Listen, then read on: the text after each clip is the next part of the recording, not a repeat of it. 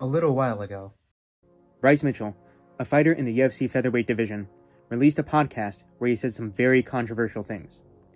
And while I won't say what exactly he said here, for fear of violating any community guidelines on YouTube, let's just say that he had a few good words to say about a mid-century German leader who was behind the deaths of millions of people.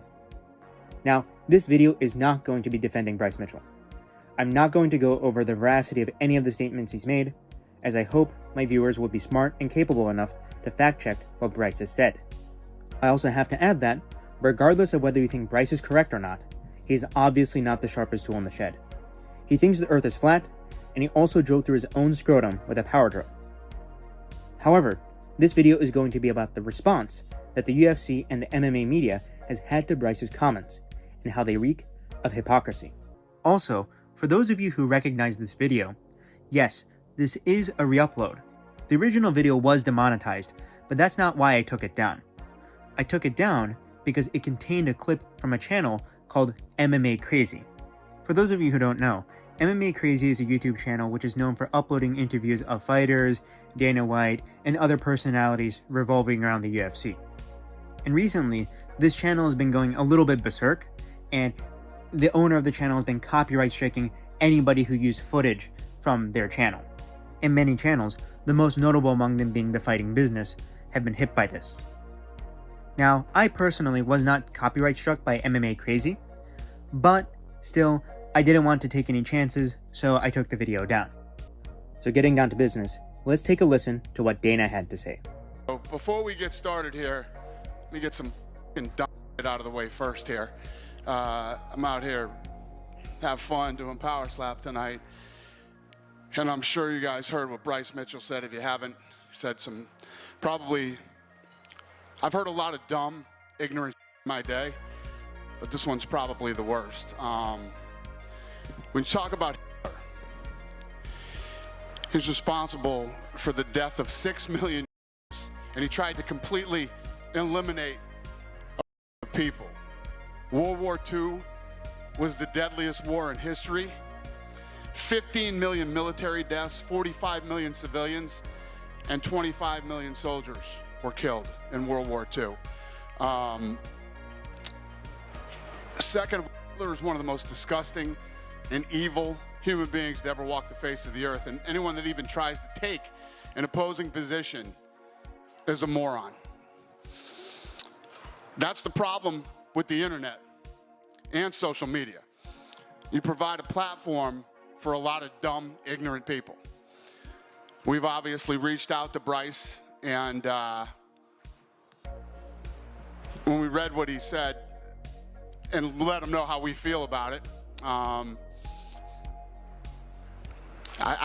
we're beyond disgusted. So, for those of you that don't know what's going on, good, you're lucky. For those of you that do, that's what I have to say about it. Who's got the first question? Dana would unequivocally condemn Bryce's comments, and also felt the need to do so in advance of any reporter asking him a question about it. This highlights how strongly he felt about the statement, and how urgently he thought it had to be addressed. Now, this would typically be a statement that is completely normal and justified for the CEO of a major sports league to make.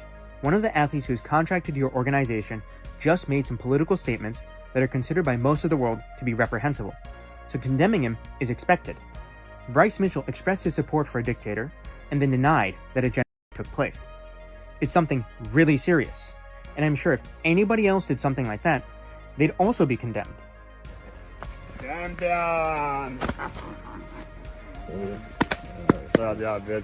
Oh, well, look at that. Hamzat Chimaev hanging out with Ramzan Kadyrov, the dictator of Chechnya who has been publicly designated by the US government for gross human rights violations in Chechnya, and whose troops are reportedly responsible for war crimes in the ongoing war in Ukraine. And while you might say this is excusable on Chimaev's part, since he's an ethnic Chechen, who might be having his family held hostage unless he plays ball with Kadyrov, how do you explain or excuse Kamaru Usman, Henry Cejudo, and Justin Gaethje going to Chechnya for Kadyrov's son's birthday party? They don't have family in Chechnya. And besides, the guy who organized this trip to Chechnya was Ali Abdelaziz, a convicted felon who is suspected by the FBI of working for a terrorist organization as a double agent, and who was on the verge of being deported from the US for that. Ali Abdelaziz is one of the most prominent managers in MMA, and from what I can tell, Dana White is completely fine doing business with him, despite having this incredibly shady past as a possible terrorist. So I have to ask here, which is worse? Expressing your political opinion about a dictator who died 80 years ago and questioning the historical veracity of mass killings that also took place 80 years ago, or actively promoting a fighter who is literally in the inner circle of a living, breathing modern-day dictator who has been sanctioned by the US government for human rights violations, and happily working with a manager who may have been a double agent for a terrorist organization? Bryce is just saying stuff. The others are actively participating in promoting a dictatorial regime, which has been shown repeatedly to be suppressing human rights.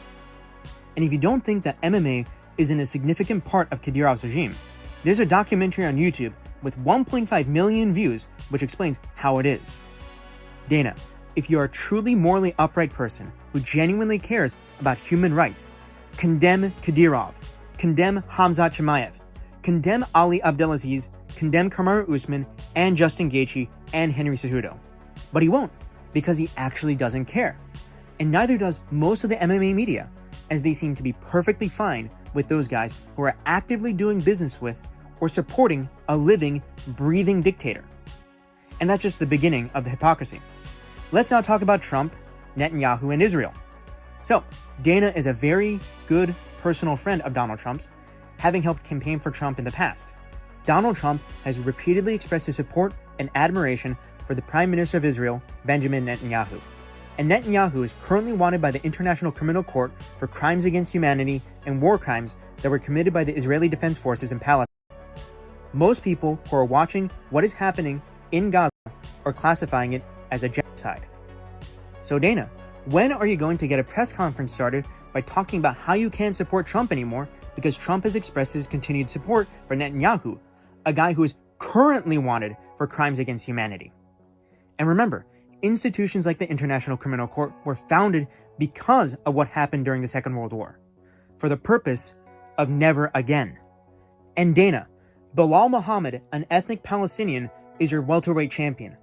Habib Nurmagomedov personally asked Trump to end the bombing in Gaza.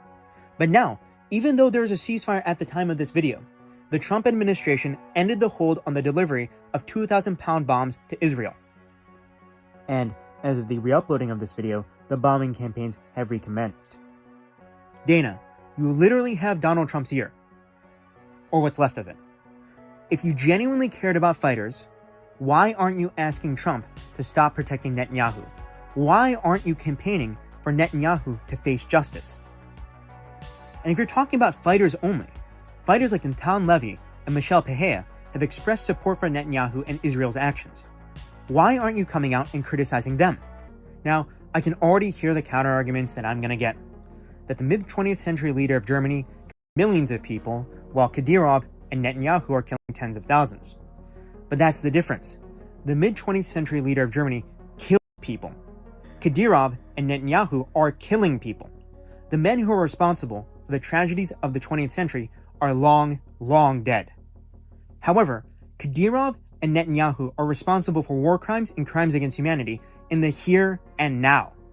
And since this whole Bryce Mitchell debacle took place right before the UFC Saudi Arabia card, which was headlined by Israel Adesanya versus Nasruddin Imavov, let's talk about the Saudis and Yemen. The Saudi-led intervention in the Yemeni civil war has resulted in the deaths of thousands of non-combatants, which means women and children.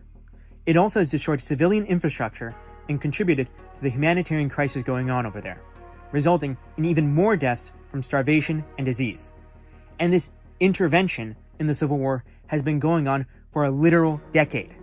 So Dana, why are you selling out to the Saudis? You also do know that they'd throw 80% of the women's MMA roster, as well as the guy you market as the GOAT of the sport, into prison if they had their way, right? But the point of this video isn't to try and pressure the UFC and Dana White into cutting ties with Saudi Arabia or getting him to bash Trump or removing Khamzat Chimaev from the roster. It's to point out that the stance of Dana White, as well as the stance taken by 90% of the MMA media against Bryce Mitchell, is hypocritical.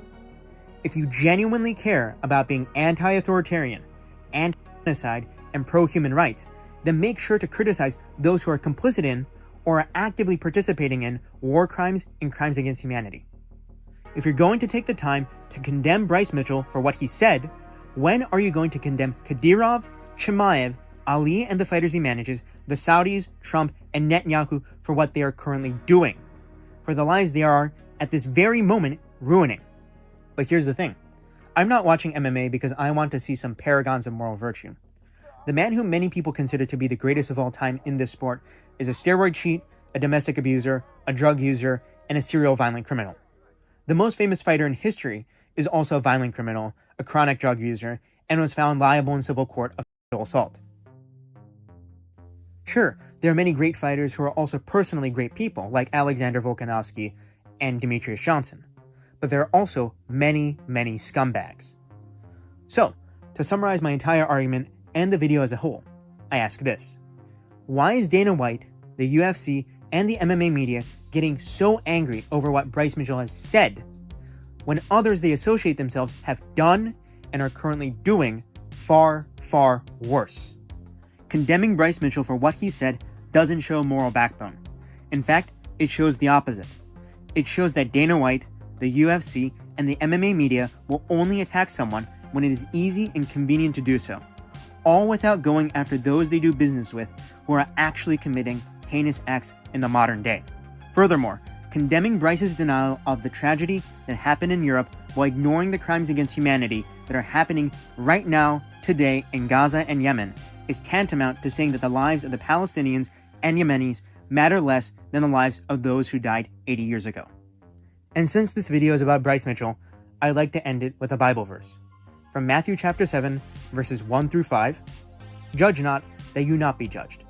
For with the same judgment you pronounce, you will be judged, and with the measure you use, it will be measured to you. Why do you see the speck that is in your brother's eye, but do not notice the log that is in your own eye? Or how can you say to your brother, let me take the speck out of your eye, when there's the log in your own eye? You hypocrite, first take the log out of your own eye, and then you will see clearly to take the speck out of your brother's eye." I'll let you think about that for a bit. Goodbye.